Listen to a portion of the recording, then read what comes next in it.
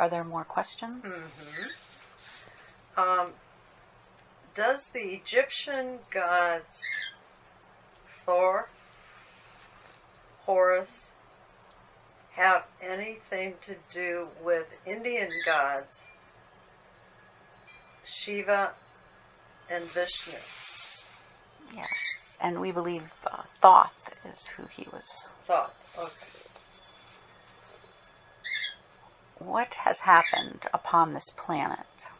There have been times when different beings from other planets have come here. Aliens, as many call them. But this is not what they are. They are not truly aliens. They are ancestors. They are guardians. And both of these sets of gods and others, there are gods from Greek and Roman times. There are gods in the Nordic world. There are Native American and Aboriginal spirits. There are Mayan, Aztec. There are so many.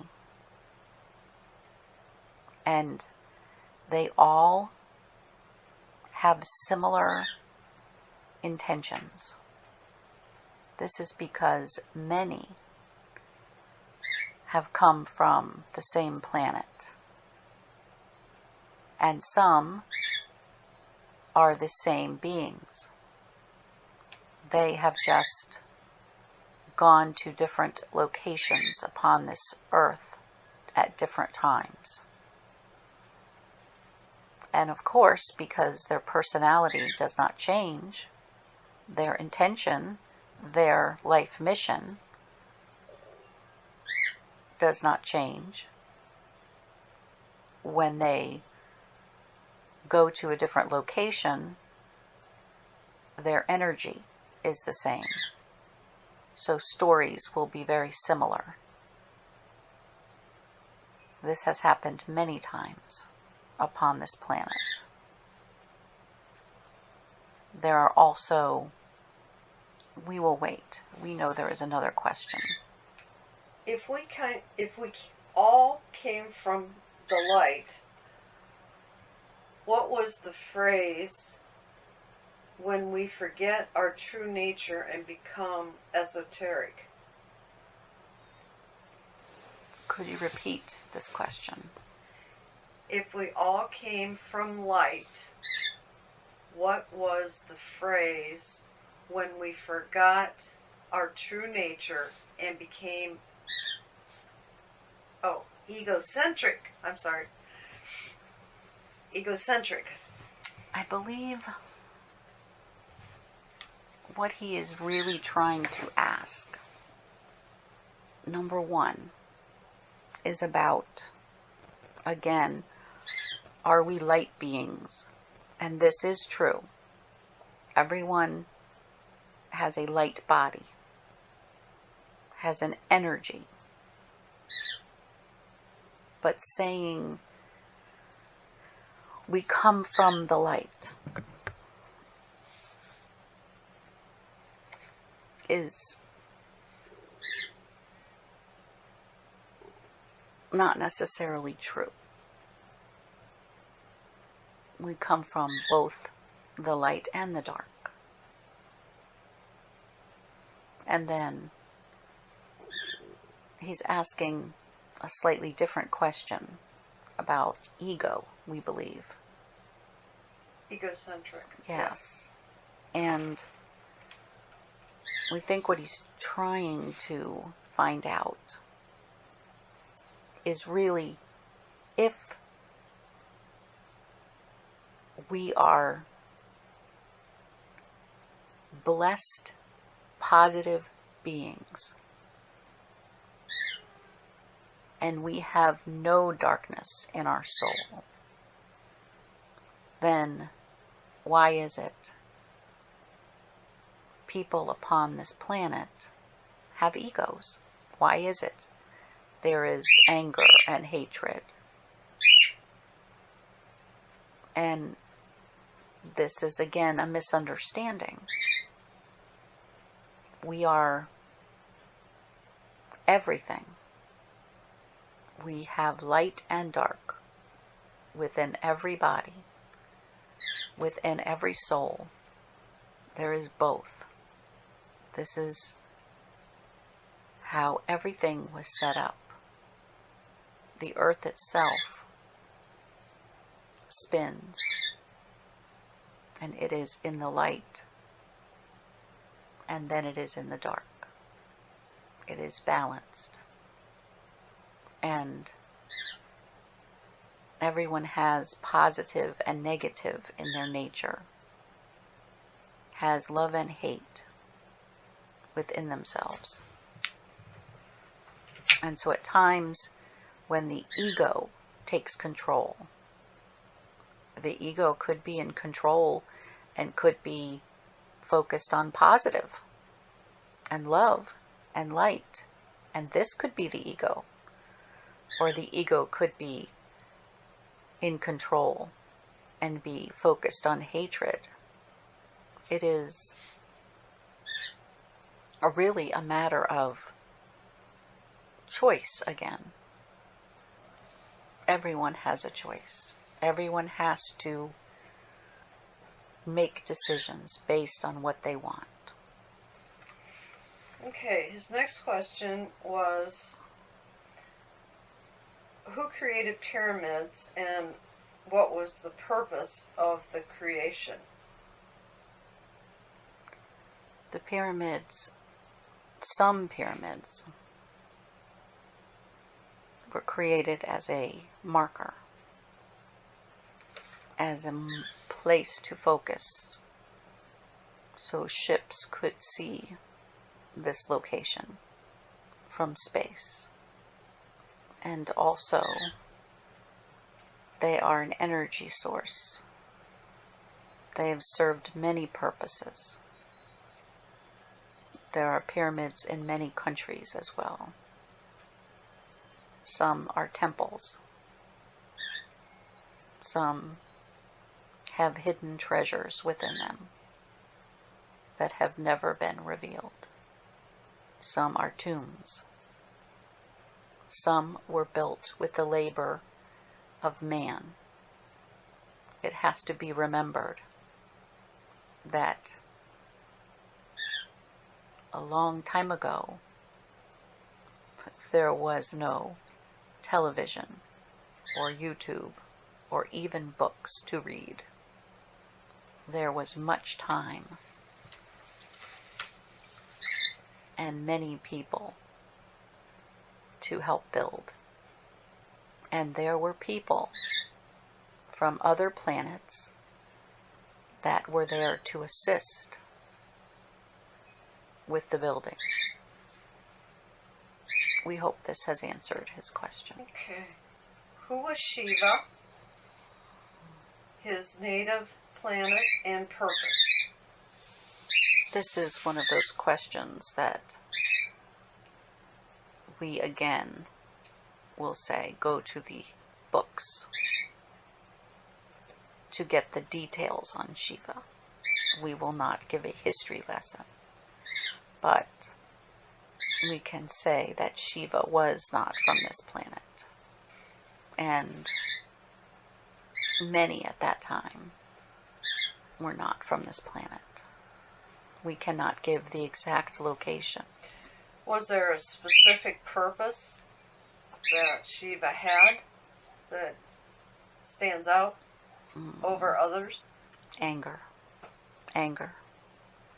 hatred, toward warring, this is what we see, toward others from the same planet and others from another planet. Okay, let's move on to, is magic possible on Earth? Magic is here all the time. Magic is music. Magic is mathematics. Magic is a baby coming into being. Magic is a seed being planted and a giant oak growing from it. Magic are birds flying from one location to another and back home again. Magic is fish swimming from one location to another to spawn, even though they have never been there before. Magic is in this planet. It is the energy that flows throughout. It is nature. It is what we are. Magic is love. Magic is the energy that we are made of. That everyone is made of. Why is materialization, creating matter by internet, easier on spiritual planes than on earth? Everything starts in spirit first. Thought. Everything begins with thought first. And then it is manifested into the three-dimensional world. Why is it easier? Mm-hmm. It is just thought. We think that answers the question. Everyone who thinks knows it is much easier to think and to imagine a chair than to build one. Right. That is our answer. Okay. But you can build one. Mm-hmm. Everyone can. We are not saying everyone is a genius builder. We are not saying that some, it would not take their entire lifetime to build one chair. Others could build a chair in an hour. Everyone's ability to manifest is different. Some people will never build the chair. They will start and they will tear it down because they do not believe that they can do it. Others will look at plans and will draw out the plans first and then tear them up and throw them away. Others will have difficulty buying the material. Others will build the chair and then burn it before anyone has sat in it because they do not believe it is perfect. So they will start all over again.